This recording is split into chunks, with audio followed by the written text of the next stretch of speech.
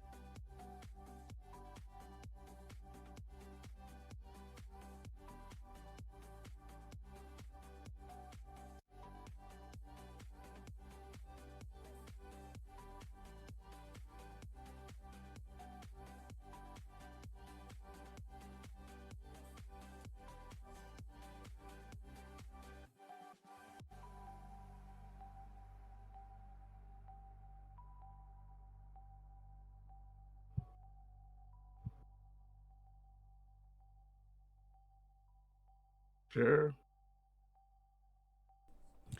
Hello and welcome to the stream. We're going to be going over some videos today and exactly what, not necessarily that they got wrong, but more what they left out. And it would make it a little bit more easier to understand. So let's go ahead and take a look at this first video that we're going to watch here. So hold on just a second. Japanese folklore is full of kami and yokai of all kinds. Some of those supernatural creatures are truly terrifying. Others are benevolent and praiseworthy, but there are several that are quite funny. Today you will meet some of the most fantastic and curious creatures in Japanese mythology. This video is brought to you by Boxu. And we are not doing this because Boxu just means like box in Japanese. Now you will be able to get a taste. Here we go. Kitsunes is one of the most common Asian folklore creatures. The Japanese version of kitsune is regarded as a benevolent and cunning creature, like all foxes. So, for the majority of Japan, kitsune are not really all that benevolent. There are a few stories in which kitsune actually are, do good things, but they're few and far between. They were known as Zenko, the goddess Inari's messengers. Zenko refers to the specific, those specific foxes that serve Inari. There's another type as well, too. But they're also the ones that guard the temple. Yako were malicious foxes and could harm human beings. According to some legends, they assumed the form of a beautiful woman and attempted to wed men from good families, or even married for true love. So, here's the funny thing. When it comes to foxes, they don't necessarily just take the form of women. They can take the form of anything. So, or any human. So they can take the form of a child. They can take the form of a woman. They can take the form of a man. They can take the form of an old man. They can take the form of an old woman. They can take any form that they want. The most common in stories, though, is that of a woman.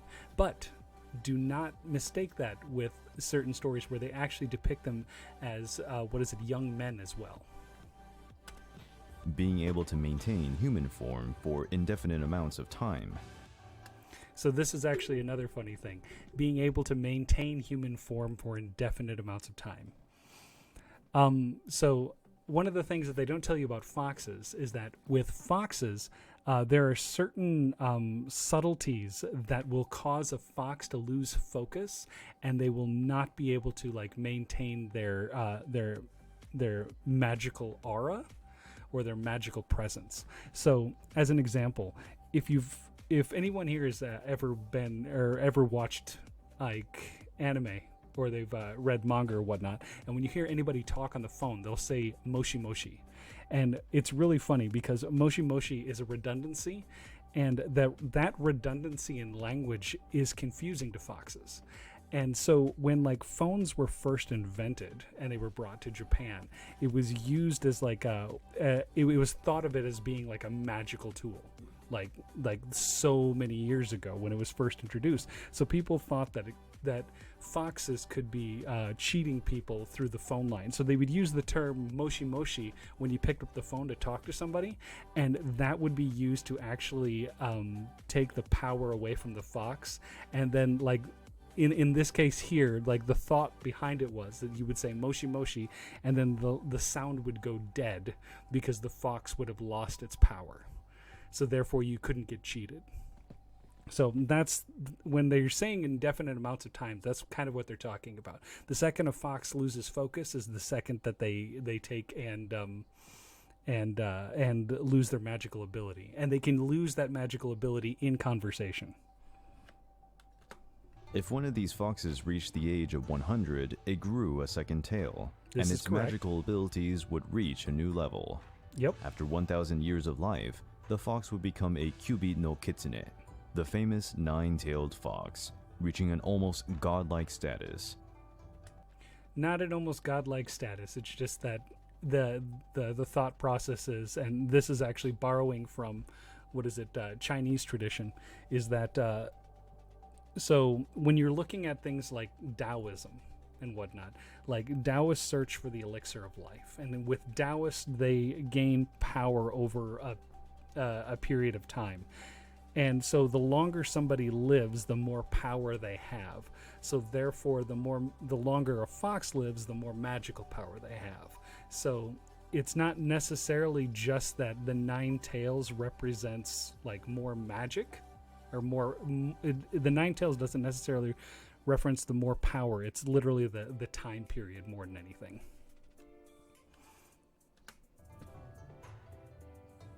Konoha Tengu.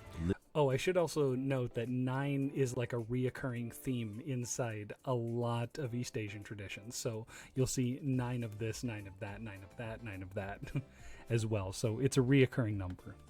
Lived in the mountain. Oh God, we have got ourselves an ad right here. Hold on just a second while I take and play this ad through.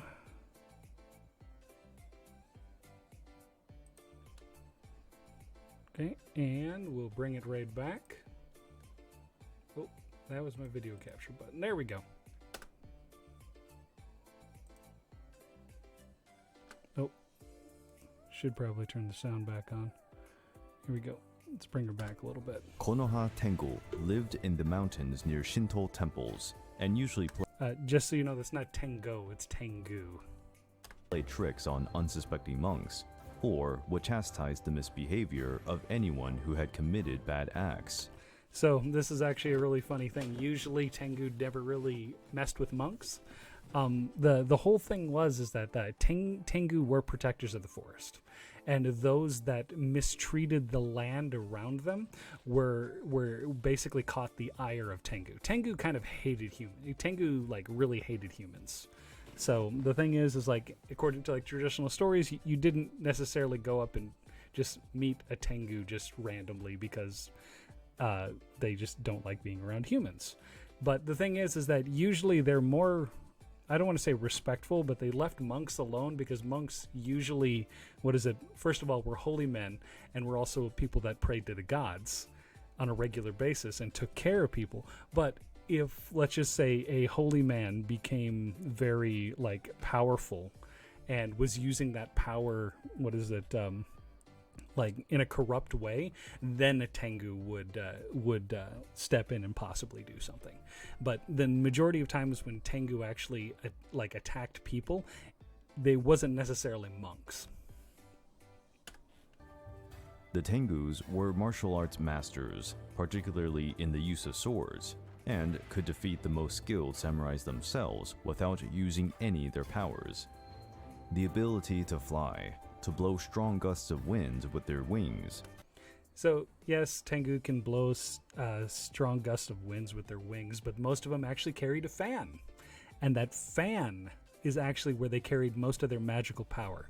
So they would just wave the fan, and the fan would create a gust of wind. It wasn't necessarily their wings. So that's how they used, in essence, like wind magic from that. To teleport, to shapeshift into the form of humans or animals. So shapeshifting is a common thing. It's not very common that Tengu shapeshift. If there are any stories, I don't think I've actually read any that actually have this, so it seems a little bit strange to me.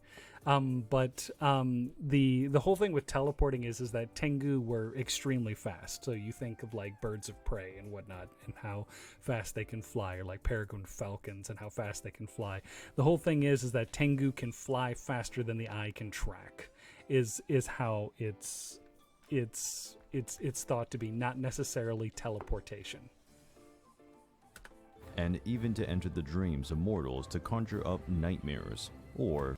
This is actually true. When and it's usually evil or bad people, and they don't necessarily do this to good people, but they'll do this to evil people. Bring forth premonitions were amongst the abilities the Tengus possessed. The ninjas fueled the legends about the Tengus and were often compared to them. The ability to I don't know about ninjas. Like, there's a difference in ninja and shinobi, so it's maybe shinobi. probably not ninjas. Appear in the blink of an eye and accomplish things that would have seemed impossible led many to believe that these shinobi were true tengus. Yeah, see, they're using shinobi and ninja interchangeably, and one is basically an assassin and the other does spec ops. So, the Wanyudo are frightening yokai. These creatures bear the resemblance of a giant head attached to a burning ox cartwheel. According to some legends, this head belonged to a sinful monk or a terrible and tyrannical daimyo. So let's so when we're talking about yokai and whatnot, so there's a thing to keep in mind, and this is actually a Buddhist tradition inside Japanese folklore. So this is kind of like a mesh between Shintoism and Buddhism, and the main thing with it is that in the thought in Shinto Buddhism is that there are 6 levels of like states of being when you are reincarnated. Okay, so. And some of this has to do with like people, when people like change into a yokai directly, it's as if they died, like their human form died in that moment and they immediately became the other thing. But it's really hard to explain that. But basically, so get this, there is basically 6 levels. And how the 6 levels work is at the very low level are your demons, so like your oni, and they're basically those that are in charge of hell and like all the torture and all the bad things that go on in hell. The next level up above that is yokai, and so like your yokai, your bakemono, your obake, like that level there, where you have like your ghosts or this wanyudo that we're looking at right here. And then after that is your beast level, so like your animals, like your dogs, cats, bears, foxes, all of that stuff. And then after that is humans, and then it's like they call them, like in Buddhism it's called bodhisattva, but they're like saints. And then after that is the is like those that have like reached nirvana, so they're at the very, very top. But the thing is like in Buddhism, the constant thought is that anybody is redeemable. So like as long as you did something good in your life, you can move up a level. But if you do things bad in your life and you cause pain and suffering, you move down a level. So, and each existence that you have in those levels will determine what your next life is going to be like. So in this case here, you have a sinful monk or a terrible tyrannical daimyo, which a daimyo is just like a feudal lord, and they basically become this wanyudo, this spinning head, that's on fire, that's on like a on a wagon wheel. And they actually like the stories with these is that they literally like barrel through the the roadways and whatnot, and they'll run into anything and like set it afire. So they're really kind of cool. But that is something to keep in mind as we move forward, because that level of moving up and down, and that like redemption, but also that cost as well for doing bad things, can determine like when people do good and bad things. So like as an example, we saw the kitsune before. When they do good things, they move up a level in their next life. When they do bad things, they move down a level. So like those zenko, the zenko foxes, like zenko kitsune, if they do good things for inari, then they will move up a level, or they have the chance to move up a level, if that makes sense. So keep that in mind as we move forward. Who became a yokai to pay for his sins in life. His purpose is to serve in hell, and he derives great pleasure from the suffering of the spirits that go there. Some legends say that he is also responsible for warding the gates of hell. The Wanyudo patrols the roads of the mortal world, looking for sinners to draw their spirits to hell. Therefore, when its wheel is spotted or heard, people usually run away from the roads and hide. The sight of this terrible yokai can be enough to destroy a life. Well, the thing is that usually this thing comes barreling down the road and crashes into you and kills you instantly, is kind of how it works. But Some of the accounts that the person here is talking about is literally people just witnessing it go by and dying from fright. The kappa is one of the most famous and feared yokai in Japanese culture. This is also the weirdest thing, because most of the traditional depictions of kappa, they have a round head on the top. They don't have like a cup like inside there. There are some stories where they have like more of a flat head at the very top, but not necessarily like a full like indentation inside their head.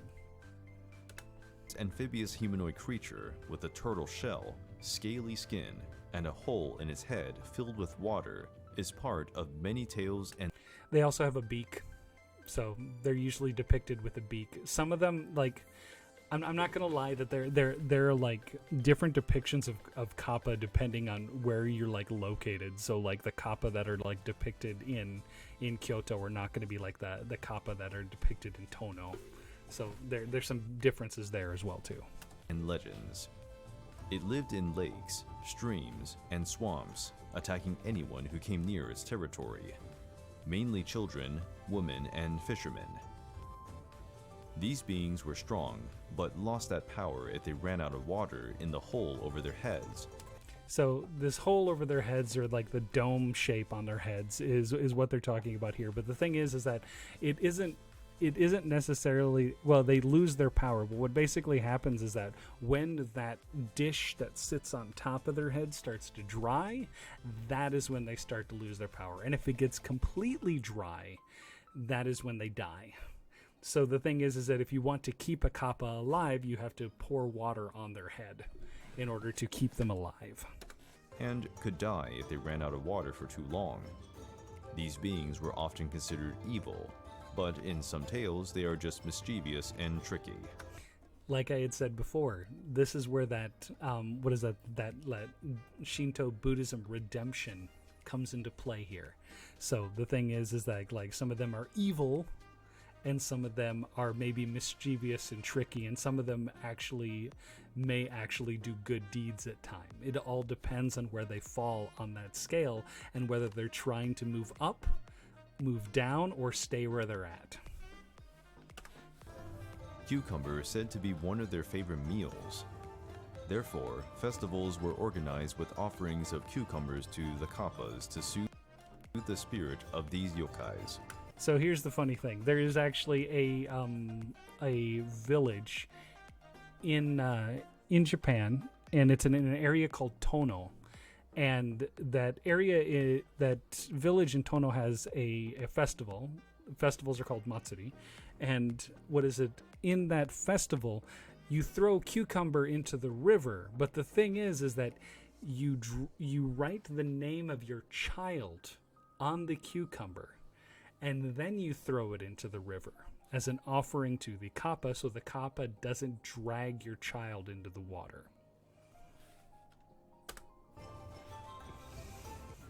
The komainu are the famous lion dogs of Japanese folklore, commonly this bit is found actually at the pretty entrance true, to Shinto temples.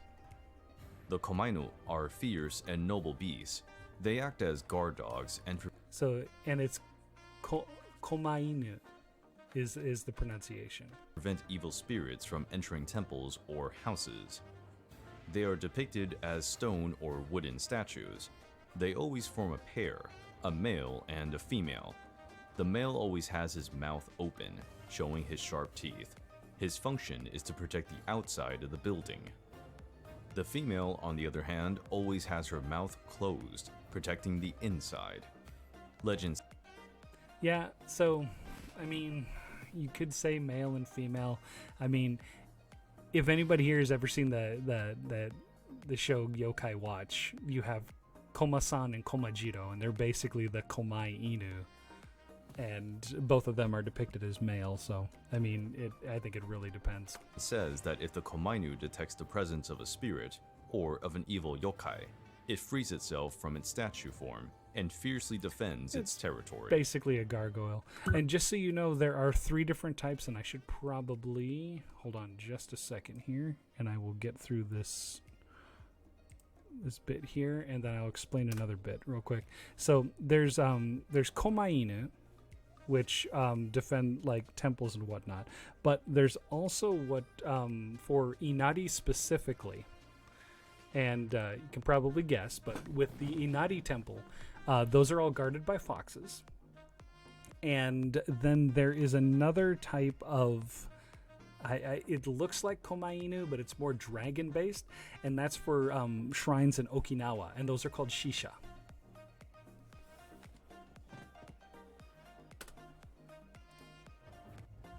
We have covered different yokai and their diverse forms, but some are truly exotic, like Karakase Obake, who... And this is Karakase, not Karakase, it's Karakase. And you don't have to put Obake in front of it, because Karakasu is Karakase. Who is a yokai that emerges from an umbrella that turns 99 years old. He then goes on to have a single eye, a mouth with a large tongue. So the funny thing is that with Karakasu is that that the one thing that they're leaving out with this is that Karakasu, in the stories that have Karakasu written in, Karakasu jumps up, opens the fan up, and blocks people from getting stuff dropped on them. So yeah, like it's depicted with an eye, a tongue, and a single leg. Yes, but that was its purpose, and it did like scaring people. And a leg in place of a hurdle. Despite scaring children and ladies, they are harmless and disappear soon after being spotted. And they don't disappear soon after being spotted, they hop away. At least according to the stories. But not without a good laugh.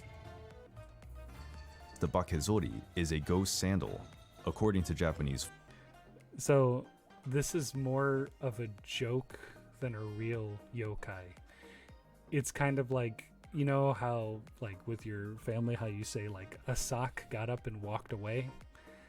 And this is basically a sandal got up and walked away.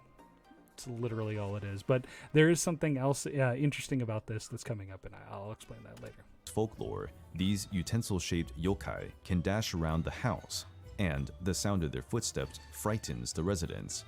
Which is interesting because, if I'm not mistaken, this bakezori, and zori just means sandal, and bake means like monster or ghost sandal.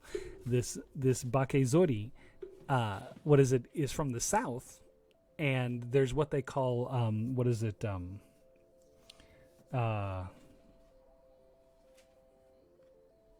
zashiki warashi. Zashiki warashi is in the northern part of Japan, and in the northern part of Japan, zashiki warashi is like it's a yokai, but it's like the ghost of a child, and that child will run around like pitter patter its feet all around inside inside the house, and while it's running around the house, that's supposed to bring good luck. But it sounds like there's a child or a child playing in your house, even though you may have like no children. But that's supposed to be the zashiki warashi. And you're supposed to treat it as if it's a member of your family. You don't want it to leave your house. Whereas in this here, like the sounds of footsteps frightens the residents, which is like completely, like the stories are similar. But with this bakezori, it's more along the lines of like your shoe got up and walked away on its own. So, like, you misplaced it, but it's more joking. When the owner of a pair of sandals would lose one of them for no reason, it is believed that the bakezori can become bored and, in search for further excitement, leaving its owner barefoot. And this also has to do with having, like, really, really old sandals. So, this was one of those things, like, your sandals were too old. You needed to buy new ones. So I threw them away, but told you that it was the bakezori. The Oni is a demonic creature from Japanese folklore. This is also the very, very bottom level of that hierarchy that I was telling you about. He is a yokai, similar to the trolls or ogres of Western culture. A large, strong, and very scary creature. His most common color is red, but he can also display other colors. There really is, like, red is common, but Oni are depicted with many and multiple different colors. It's not just red, but like a lot of times, like there's the story of the red Oni and the blue Oni, and because of that story and like the Japanese obsession with red versus blue, that's where like the whole concept of like the blue team and red team really comes from, is in Japan, where you have like the good and the bad, and this is represented in that red Oni and blue Oni story, in which like the blue Oni wants to join the village and live with the people in the village, but he's too scary and he scares people off, so he gets the red Oni to come and pretend like he was going to attack the village, and the blue Oni goes in, saves the village, and they play fight, and then the red Oni is banished, but the blue Oni gets to stay, and then the red Oni says, "I'm glad you get to live like the life that you wanted, but we can't be friends now, and we won't be able to meet again because I can't come back to the village where you're at." And it's kind of a sad story in the very end, but they depicted it with a blue and red Oni, meaning like like the good and the bad team. And that's basically been like a basis for things in Japanese culture. You can even look at like kabuki. The good guys always wear red makeup, and the bad guys always wear a bluish or purplish type of makeup. And you can see the dynamic that way as well too. Oni spend their days in hell, tormenting and torturing the souls of mortals who head there. On the mortal plane, these creatures enjoy the taste of human flesh. For this reason, Onis were greatly feared. So here's another funny thing about that. So yeah, Onis are greatly feared and whatnot, and they eat humans. But do you know what part of the human body was the most prized part? Well, there's two most prized parts for not only yokai, but like your monsters and and Oni. And that would be your liver and your kidneys. And there's a reason for that, is the fact that with the liver, what does a liver do? A liver purifies the blood and purifies the body. What do kidneys do? They purify the blood, they purify the body.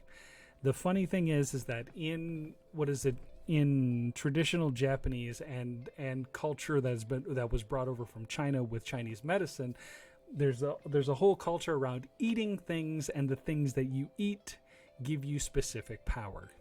So in this case here, the thought is eating the liver and eating the kidneys brings about purification of the body, which is why they are the sought after parts. For their mere presence was a sign of bad luck. One of the Oni's favorite weapons is the kanabo, a kind of iron-tipped club. The Onis are one of the most common yokais in Japan. An iron-tipped club?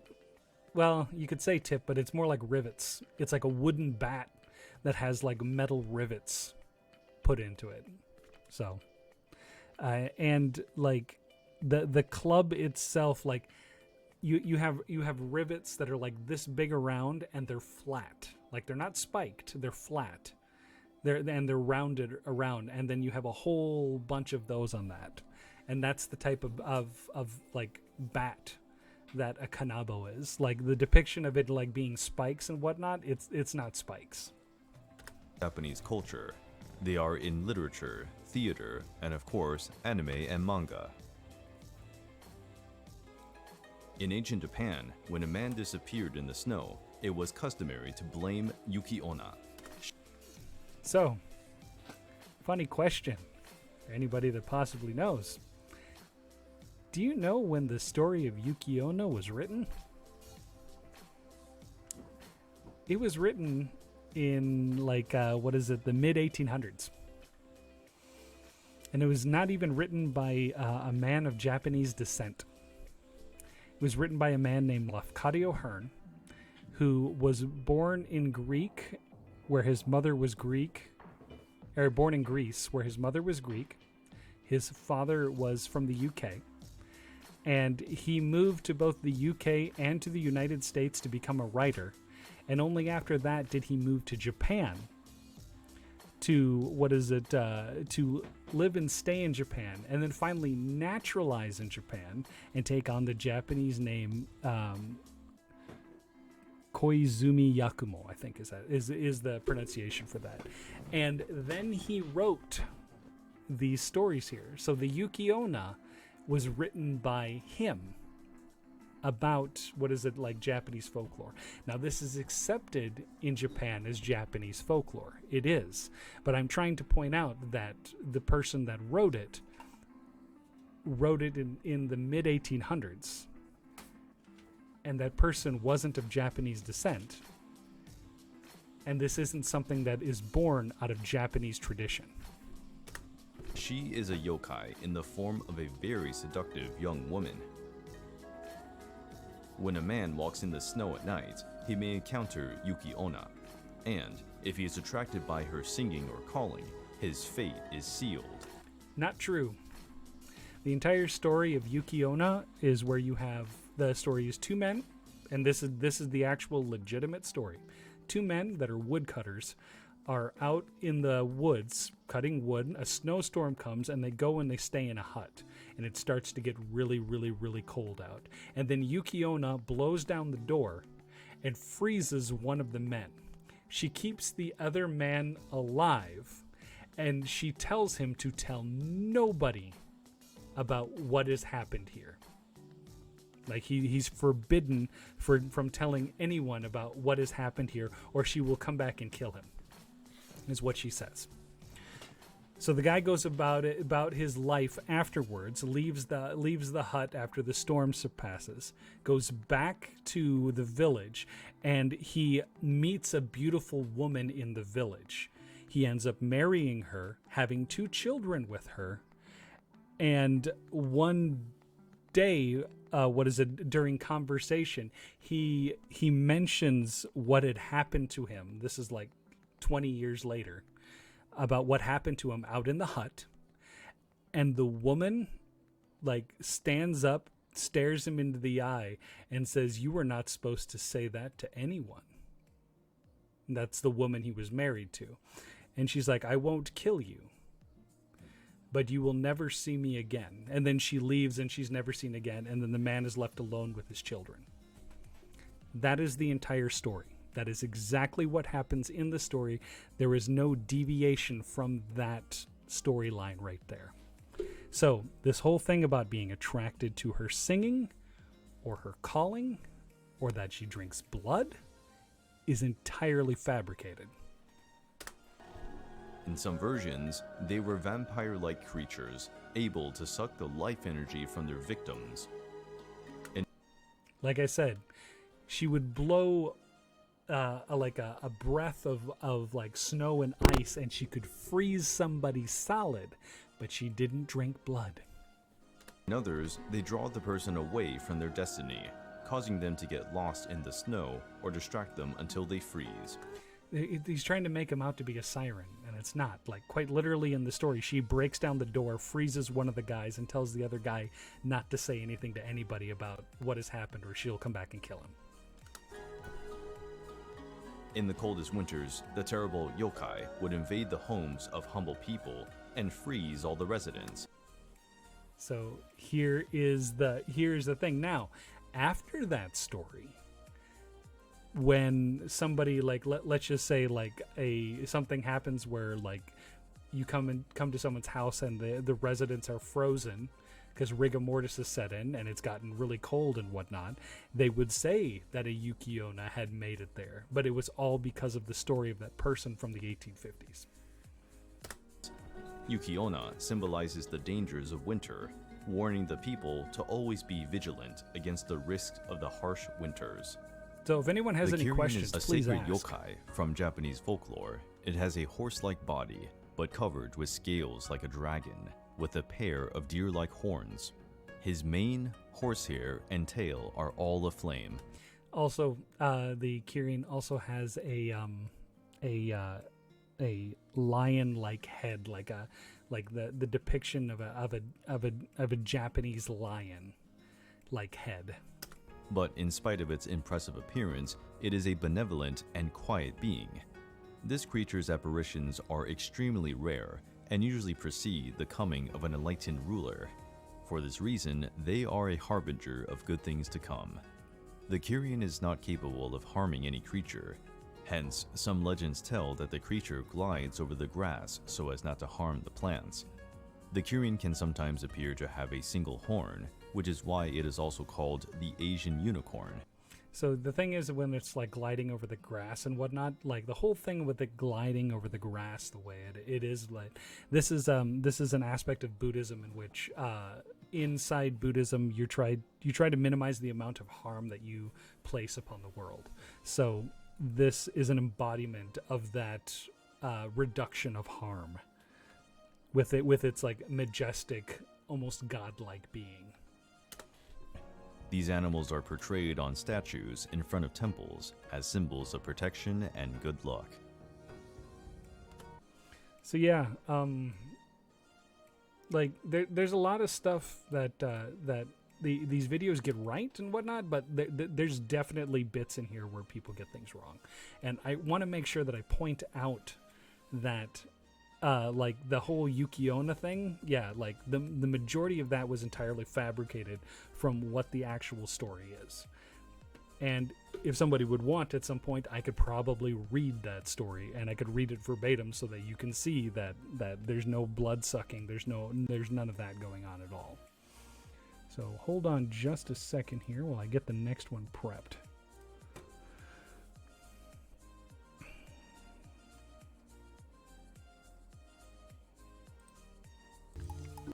Let's see here. Hold on. If anyone has any questions, please be sure to ask.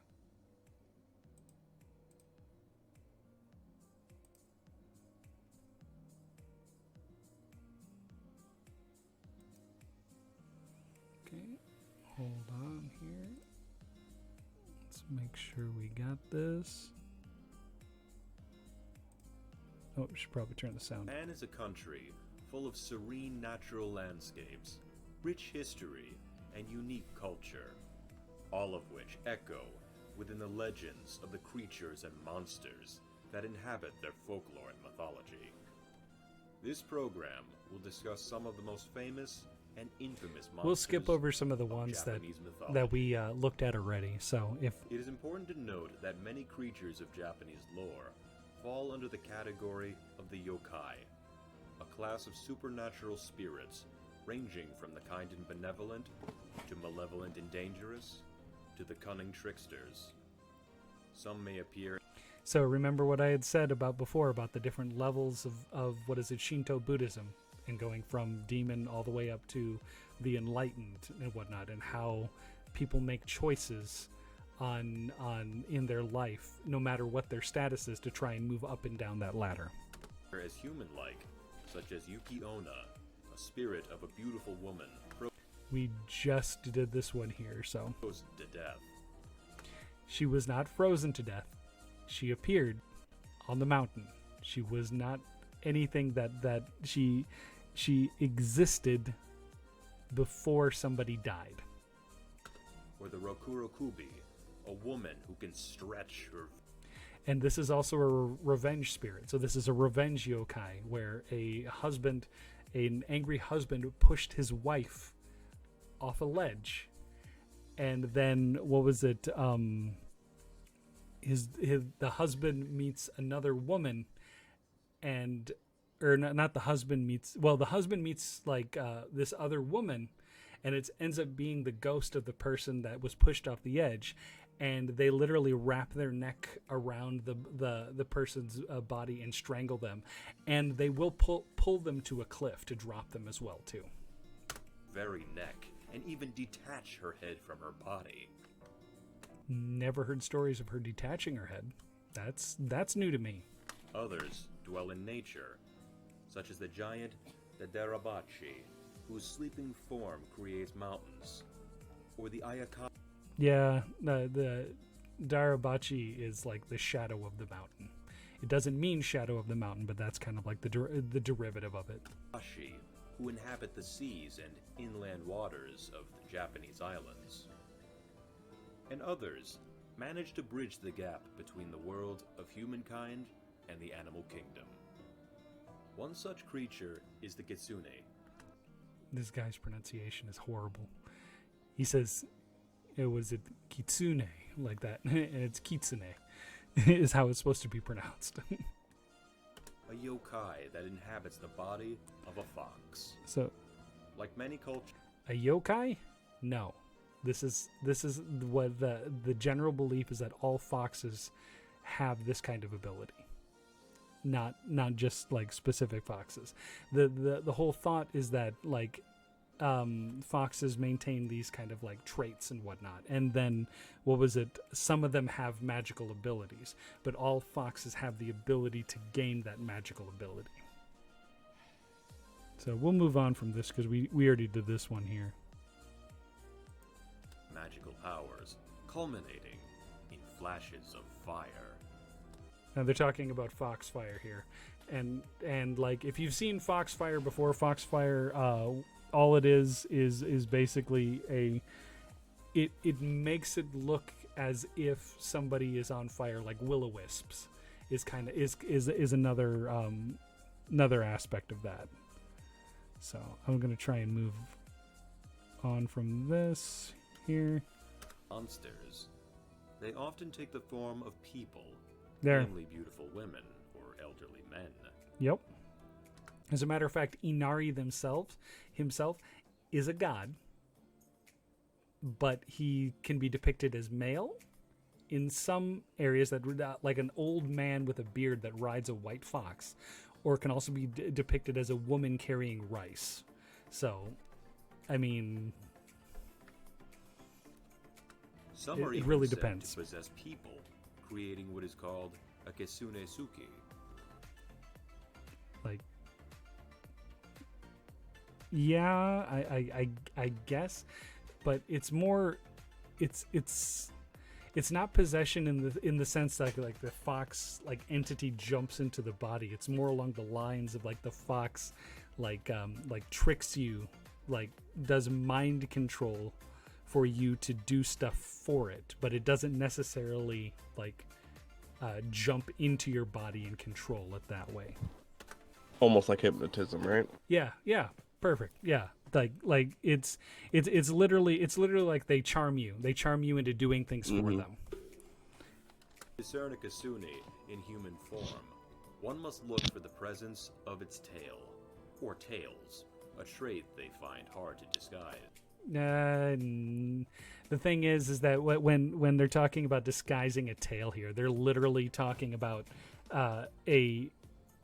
when the magical ability of a fox starts to wane, the fox starts to show more fox traits. So then you have it where, what is it like you'll get the ears that come up, and then you'll see like with a woman, she'll cover her head to pull the ears down, or they'll slide the tail underneath the dress to hide it underneath the dress. But like, it's not that they find it hard to disguise, it's just that their magical prowess is starting to wane. Other signs include fox-like features, a dislike of dogs, and a fox-shaped shadow. Oh, funny thing with that, yeah, they hate dogs. But the funny thing about, and that has to do more with the Komai Inu more than anything, that they can't go and steal money from the shrines because the Komai Inu will attack them. But the funny thing is that with foxes as well, foxes also have some other traits in which they like to buy clothing that is not that they buy directly from the shop, that's like on the rack, whereas most like foxes will search out like rich men, or they'll search out like wealthy people. And with wealthy people, you have stuff that is tailor-made for you. Like quite literally, someone comes in and takes your measurements. But for foxes specifically, they prefer to go and shop at stuff on the rack and whatnot, and look at stuff on the rack. And a lot of that has to do with them liking to steal things. So they like to see things directly in front of them. The kitsune generally fall into one of two categories. The Zenko, benevolent beings associated with the Shinto kami, Inari. Which they're basically messengers more than anything. And the Zenko are also like the Komai Inu for Inari's temples. And the Yako, who delight in acts of mischief and malevolence. Yes, it's true, but like I had said before, there are the different levels and whatnot. So you could have somebody, one of them that is the Yako, and they could want to move up that ladder. So therefore, they would do good things. Oh, also with Kitsune and whatnot, they can marry, and they'll marry people, and they will have children with people.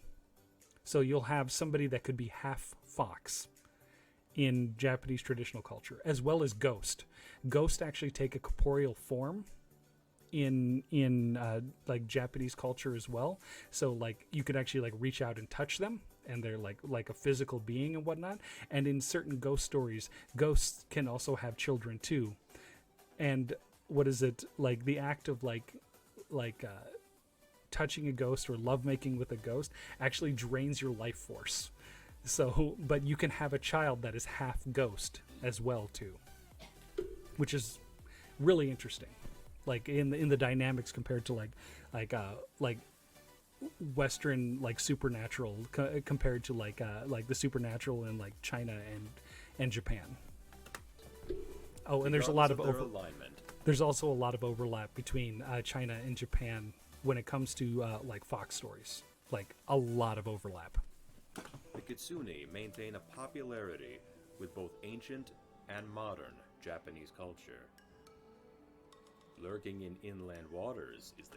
Yeah, here's that kappa again. It's literally the same thing, so I'm going to try and move ahead, find something. Oh, here's this person talks about them actually like drowning Such people. Antics can include drowning humans and animals, drinking their blood, and eating their livers.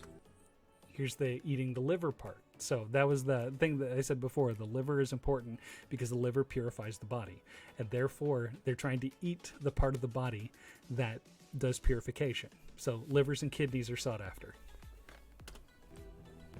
But not all kappa are menacing. Like I said before, the different tier levels of Shinto Buddhism and how, what is it, the representation of kappa. And or not necessarily kappa, but any entity can want to move and up or down that ladder. With stories of honorable kappa, assisting mankind being just as common as the dangerous ones. Should a person need to rid themselves of a kappa, a number of methods exist. First, kappa must have water in their sara. And sara means dish or plate. And the thing is like I was saying before, usually it's depicted with the dish like this, not a dish like this. To empty it weakens the creature to the point of death. If you bow before one, it will return the gesture and empty its sara, leaving it vulnerable. The sara, and then the thing with that is that like that is like the one of the things. If you meet a kappa, this is how you get away from it. And basically, like kappa are supposedly constantly watching humans from the rivers, lakes, and swamps that they live in. And the thing is that they try to imitate them as much as possible. Second, their favorite foods are cucumbers and eggplants. Should a person carve their name and that of their family members into... They like vegetables in general, but cucumbers are their favorite. Like for them, that's the treat. The vegetables, and throw them into the kappa's lair. They will be protected for life. Other methods include detaching its limbs, defeating it in combat, using iron weapons on it, using sesame or ginger, or repelling it with flatulence. Yeah, it's a weird one, but yeah, flatulence jokes in Japan have been around for centuries, so I mean that's not uncommon. The other thing is that the sesame seed and what was the other thing that I said? What was it? Sesame and ginger. Yes, ginger. Both of those are purification foods. Okay, we have Tengu. We did this one already. I'm going to just move on. With origins in Buddhist legend, often depicted as anthropomorphized birds of prey, such as a kite or a crow, though sometimes given a human form with a red face. You wouldn't necessarily see anything with teeth like that. This is obviously someone else's drawing and depiction of one. Most of them are more altruistic, but they're more like nature altruistic, like beings, like natural altruistic beings. So anything that's done against nature is seen as like a grievous offense. An exaggeratedly long nose, or even retaining avian features of wings and beak. This is called Karakasu. These are, not Karakasu. This is Karasu Tengu is what it's supposed to be called. Karakasu is that umbrella, but Karasu Tengu is they are the messenger Tengu, and there are different levels of Tengu as well. So there are I think 6 different Tengu, and Karasu Tengu are on the very bottom level, and they're the ones that are sent to actually talk to humans, because the regular Tengu don't want to talk to humans, so they send the little guy to go talk to him. And if you notice right here also as well, he has a fan, that was the fan that I was talking about before, that they use that to generate their wind magic. So if you can get a hold of a Tengu's fan, you can use the same wind magic with that fan.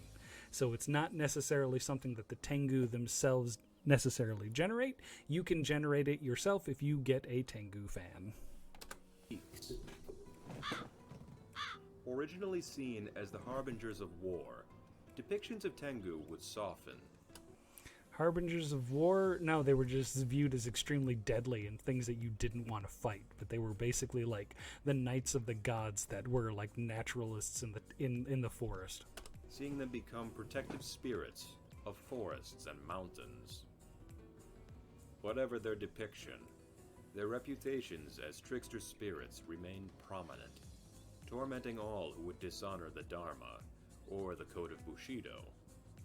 From vainglorious Buddhist... So, also, one thing to keep in mind is that, Confucianism is also a part of, Japanese culture as well. Confucianism was brought over with Buddhism, and Confucianism was used to set up the government and state, and how to create a society and whatnot, and how to create a stable society. So part of the teachings in Buddhism is that greed is something to keep in check, and that's constantly a thing that's preached in Buddhism.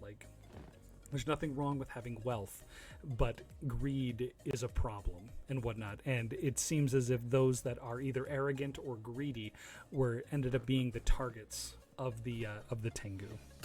Monks, to arrogant samurai warriors, to drunken village braggarts, all were fair game to the Tengu. Tengu had a number of powers at their disposal. They had the ability to shapeshift, often taking the form of monks and tricking travelers into handing over all of their possessions. Yes, this is true here. If you're talking about shape shifting in general into like anything like that, disguising themselves and in essence hiding their wings and their red face color and whatnot, yes, they can do that. So that is true. But the shape shifting, to go walk into a town or whatnot, no. Or guiding them in a wrong direction. They could communicate telepathically and enter one's dreams, causing nightmares. Yes, a lot of stories depicting Tengu actually have them, taking and the Tengu will basically, its mouth is not moving, it's talking to you obviously telepathically, and that's how they tell the story. So it was basically said along the lines of basically a Tengu can read your thoughts, so don't lie to them. They could appear and disappear at will. They could even cast illusions, such as serving a plate of feces disguised as a delicious meal. That's more foxes than Tengu.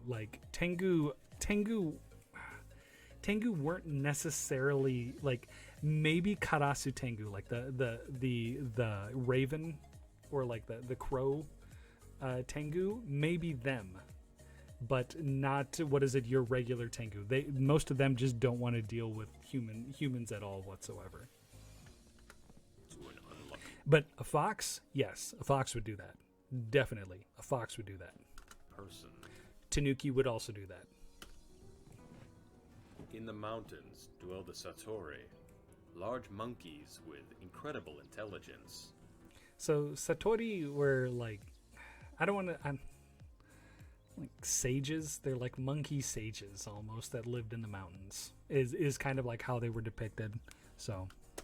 And the ability to read people's minds.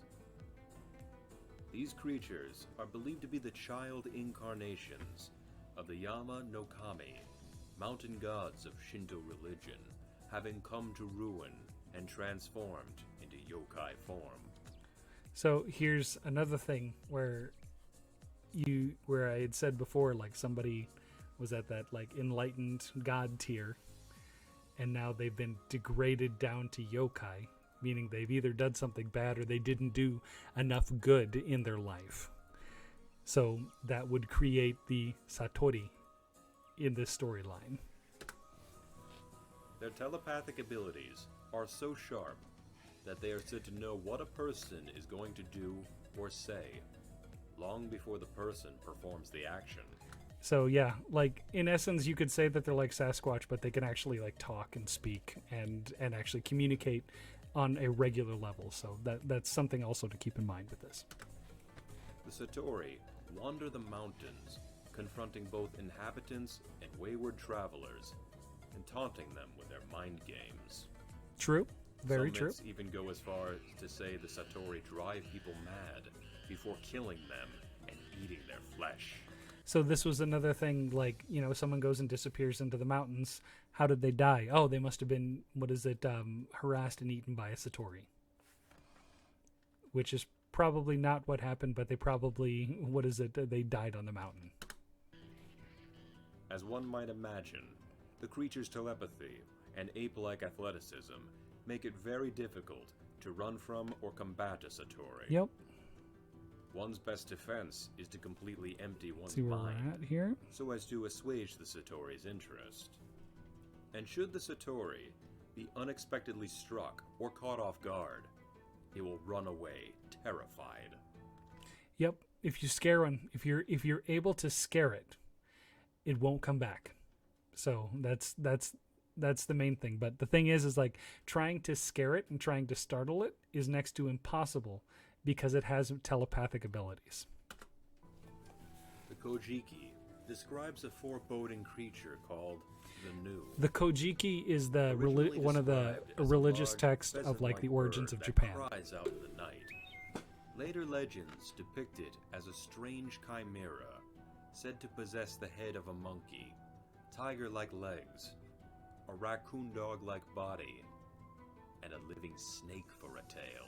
So there's also depictions of this in Indian culture as well, and this could be something that traveled from India through Buddhism to China. China also has a chimeric animal like this as well, and this animal also has come to Japan as well. So there's definitely influences from other cultures depicting the same type of animal. A menacing creature, the Nu was believed to be a harbinger. And it's actually pronounced Nue, not new. N-U-E, Nue. Of misfortune, from natural disasters to sickness and death. The tale of Haika tells of how a Nu attacked Emperor Konoe in the form of a black cloud hovering over the palace roof each night, bringing with it a tempest of nightmares and life-threatening illness to the monarch. This is true. The Nu was slain by a samurai warrior who shot an arrow into the black cloud, killing the monster who died with a savage cry.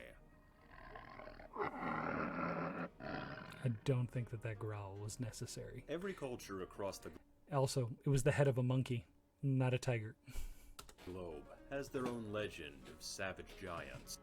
In Japan's case, they are called Oni. While their outward appearance greatly varies, Oni are most often depicted as immense humanoids with sharp teeth and horns, a wild mane of hair, clawed hands, and brightly colored complexions. Basically, they were depicted as very large, overgrown sized men, more than anything. Like the whole thing of like the red Oni, it more has to do with like an overgrown sized man covered in blood. In addition, they are described as carrying a kanabo, a massive studded war club. That is correct. It is studded, but it's not spiked like that. They were literally round rivets that I had explained before. And the club was wooden, not steel. And having an appetite for human flesh. And like we had discussed before with this has to do with the, the liver and the kidneys because of the purification process. Oni are born when truly wicked people die and end up in one of the many Buddhist hells, where they are transformed into monstrous figures. Yep. So that is they become ogreish. That is the very bottom level of hell in Japan. The great Lord Enma, meting out horrendous torture. Enma is the Lord of Hell, but he's more of like the accountant of hell. Like quite literally, you go up to him and he basically says, like, picks your name from a list and tells you which area of hell is your place to go to. And if I'm not mistaken, there's over a dozen different types of like hells in Japan. It's like 15, 17. I'm not even sure, but I know China has even more levels of hell. And there's like the hell of being boiled in oil. There's the hell of having your skin peeled. There's the hell of being like run through, like this guy is like up here and whatnot. There's the hell of being roasted alive, just like that. Here's another Oni that's literally like hitting someone with a mallet, like being smashed to pieces. And the thing is, like, you get smashed to pieces and then your body basically, heals, comes back to normal, and they do it again and they do it again and they do it again until finally, like, in essence, you've basically repaid your debt. And then once that in essence, that suffering has been like atoned from, then you get reincarnation. Such as peeling off skin, crushing bones, and other torments too horrible to describe. Many Oni are said to walk the mortal world, causing pain, death, and destruction to any and all in their path.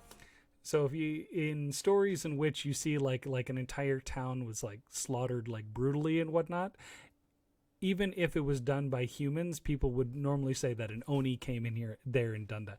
That's why a lot of times with like Japanese samurai armor, like the certain ceremonial masks that they wear, they try to make them look as Oni-like as possible to make themselves look physically scary on the battlefield, even though it's ceremonial armor. It's tried to make themselves look scarier than they possibly even are. Oni have a number of supernatural powers, including shape-shifting, invisibility, and the power to create storms. So shape-shifting, yes, but it's when they shapeshift, they can shapeshift into human form. They don't like shapeshift into a dog, or they don't shapeshift into a cow, or they don't shapeshift into that. They go from human to Oni form, back and forth, is what it is. And like there's like I think it's like Baba Oni is depicted as this woman that lives in the in the woods and whatnot, and like someone's a traveler, it's the middle of the night, they're looking for a place to stay, they try to stay at this location and whatnot, and then the Baba Oni, the old woman like Oni, lets them in, feeds them a very nice meal. They have great conversation. She gets them to their room. They go to sleep. And then, like, like usually the story goes is like she's sharpening a knife in a room that's filled with bones of human bones and whatnot, and like the person at the location is woken up by the sound of the scraping knife over the whetstone, and then when they see the old woman sharpening the knife, they see the bones, they get scared. The Oni smells the fear, and when the old woman turns around, she has horns, she has like a disfigured like face and whatnot, and the person tries to leave, running and like screaming from the house in which they were staying in, and more often than not is killed. Oni are said, however, to be warded off with peas.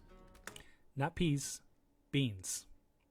And when I mean beans, I mean like your what do they call it? Like soybeans. It's not peas, it's soybeans.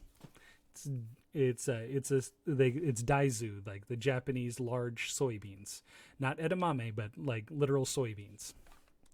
And there's actually a festival for that. It happens on the 2nd of February. It's called Setsubun. And there's a specific shrine, I think, that does it, like in Kyoto or around Kyoto, I think. But basically, they have people dress up like Oni, and they try to come and storm the temple. And the monks sit there and they throw the beans at them, and they say, "What is it? Oni wa soto, fuku wa uchi." And what that basically means is cast out the demon, bring luck to your house, or bring. And then what is it? So, Oni wa soto fuku wa uchi.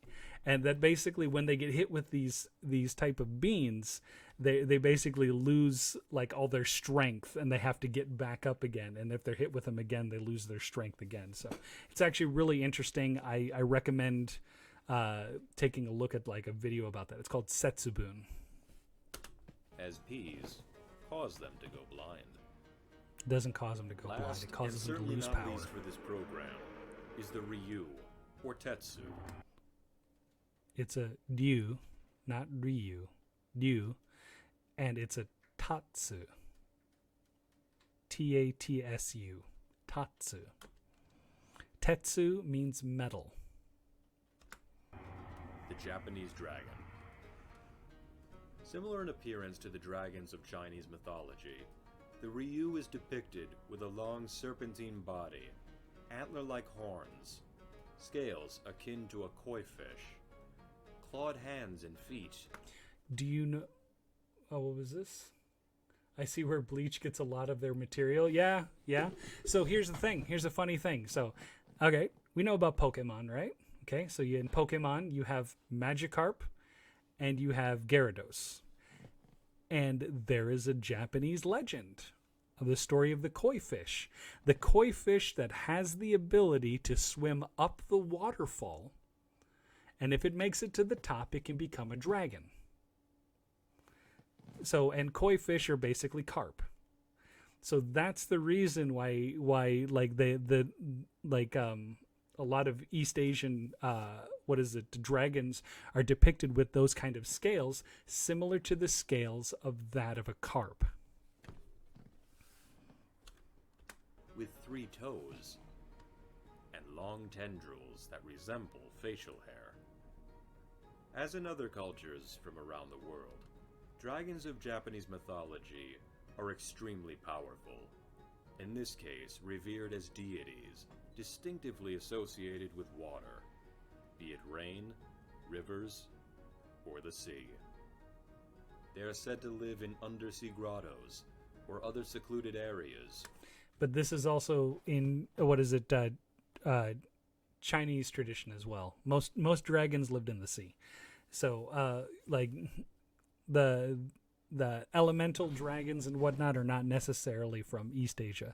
But like as an example, if you know the story of the Monkey King actually traveled down to the depths of the sea to speak to the sea dragon, in order to get the best. He wanted to find the best weapon possible, and he told the dragon that he was there to get the best weapon. And the dragon said, "How about this spear?" And the Monkey King says, "Nah, not good enough." Got anything better? And the dragon was insulted, so he went and got a better weapon. And I was like, how about this broadsword, like this magical broadsword? He's like, no, that's not what I want. And then the dragon is absolutely furious, like thinking that he's going to like he wants to like beat the hell out of the Monkey King because of this. He finally gets him the very best weapon that he's ever made. And the dragon says to him, hey, what about this weapon? This is the best weapon that I have. And the Monkey King is like, nah, that's not necessarily what I'm looking for. I don't necessarily like that. And then the dragon looks at him, so what weapon do you want?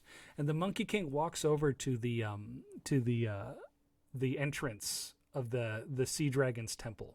And there's a giant krugel, where a krugel is a giant like post made of pure steel that extends up like 30 plus feet and is like I don't know, this big around. I don't know if you can see that well. Like this big around. It's like you could bear hug it, and you might not make it all the way around. And the Monkey King crushes it with his hands, and crushes it down to a toothpick and puts it in his hair. And he says, "That'll do," and then he leaves. And he pisses off the sea dragon because he didn't take one of his weapons. He took one of the pillars to his temple. Far from human settlement, where they hoard vast treasures and magic relics. Magic relics, just like I was saying before with that thing where the Monkey King was looking for specific weapons. While the dragons of European folklore are almost always seen as antagonistic monsters, the Ryu come in a variety of forms, such as the monstrous Yamata no Orochi. So, Yamata no Orochi, that Orochi means snake. So it's like a giant mountain snake. And I think this is the 8-headed snake. And that might if I remember correctly, that's the 8-headed snake. So that's what Orochi means. Orochi means serpent in Japanese. That battled Tusanu, or Ryujin, the dragon that acted as god of the sea. That's Eugene. Just curious, the video is playing through my right and left, but your voice only comes through on my right side. Oh, this is not by design. I should probably have switched this over to mono. That's my bad. Let me see if I can do that real quick here. I'll have to fix that in the future. Yeah, I should have put it on mono instead of stereo.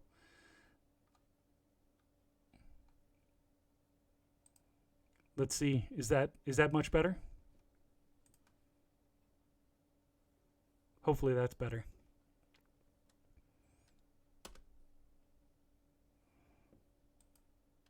Okay, fantastic. No matter their origin That's or my bad. their alignment, Ryu were equally honored and feared by the people of Japan. Japanese mythology is filled with monsters and spirits of all shapes and sizes. They come in the form of nature-based yokai, trickster spirits, and savage monsters. So, like I said, it's the different levels of states of being in Buddhism. From the Oni, which are the demons in hell, to the yokai and ghosts, to the beasts. And beasts are basically like your animals. Humans, Bodhisattva, enlightened. And enlightened also included the gods. These creatures, and the many others that fill Japanese folklore, continue to inspire fear and awe in the imaginations of people all across the world. Yes, they do inspire awe to all the people across the world. It's just that when you don't know the context of why things are the way they are, it makes it very difficult to understand. Well, I was just only going to do a short stream for today, so I'm going to hop off here for now. And I want to thank everybody for coming out and watching. So take care, and I will talk to you later. And we're going to raid somebody that's online right now. So give me just a second here.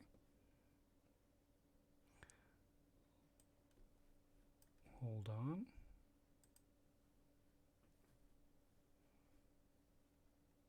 And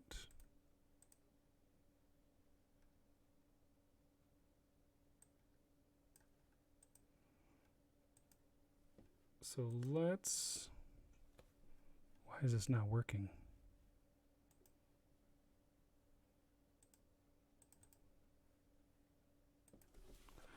All right, so give me just a second here. And let's see who is on. We are going to raid Real Radhom.